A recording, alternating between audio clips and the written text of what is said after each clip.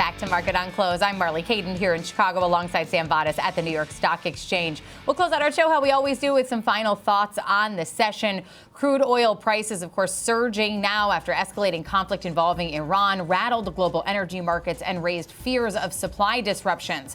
U.S. crude jumped more than 8%, while Brent climbed sharply as tanker traffic through the critical Strait of Hormuz slowed. Now, that choke point handles roughly 1/5 of the world's oil. Iran's Revolutionary Guard now saying that it has closed the Strait of Hormuz and it will hit any ships trying to pass through. Analysts warning prices could spike toward $100 a barrel if this disruption persists, even as OPEC Plus signaled modest output increases for now. Markets do remain highly volatile, investors closely watching whether these tensions ease or the supply shock deepens. Right now, U.S. crude sitting at $71.51 a barrel, Brent at $78.43. And we are getting more details coming out to the consolidation that we might be getting if the Paramount Skydance acquisition of Warner Brothers Discovery goes through.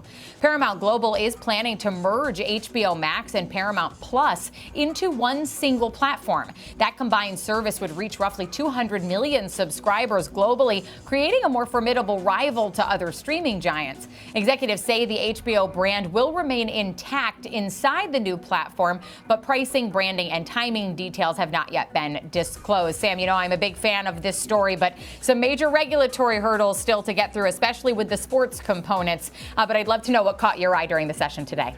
I don't think we're going to stop talking about this anytime soon. But on the macro front, Marley, we did get that manufacturing PMI this morning. The ISM survey coming in better than expected, but the pricing component was hot, as we mentioned earlier. The headline reading coming in at 52.4, which marks a second month in a row of expansion above the boom or bust line. But it was what the survey told us under the hood, which is really the story here, and that's the prices paid coming in at 70.5 versus the 60.6 that the market was expecting, and 59 in January. So it's quite a jump, while new orders and production pointed to slower growth, and the employment stayed in contraction as well.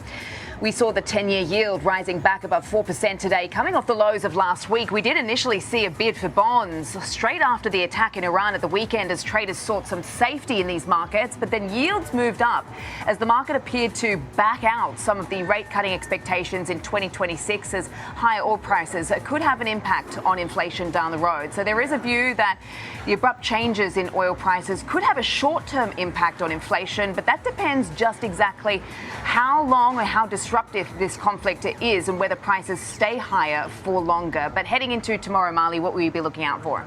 I'll be taking a look at retail earnings. Tomorrow morning, we're going to get Target and Best Buy. Target expected to report EPS of $2.17 on $30.52 billion in revenue. Markets will be laser focused on comp store sale trends, any margin recovery, and management's commentary on inventory and cost control under its new leadership. Investors definitely looking for signs that Target can stabilize its sales and sharpen its profitability in this tougher retail environment. As for Best Buy, earnings should come in around $2.48 on revenue of $13.91 billion. The stock is down more than 30% in the past year, with the street focused on consumer demand in tech categories like computing and smartphones as a potential upside catalyst for shares. How about you, Sam? Well, we're going to be getting more Fed speak tomorrow, so we want to see what they have to say about the latest conflict and the impact on inflation. I'm not sure whether this was on their bingo card to speak about this week, but on the docket, we've got John Williams, we've got Kansas City Fed President Jeff Schmidt, and also the Minneapolis Fed President Neil Kashkari, all going to be hitting the tape tomorrow as far as the expectations. So let's see what they have to say, because, of course, it is a busy week, particularly on the labor market front with the ADP and the Jobs Friday. Absolutely, and we can't have any of these oil conversations without talking about inflation, so we'll see some commentary from them on that as well, I'm sure. But that is going to do it for us today on Market on Close.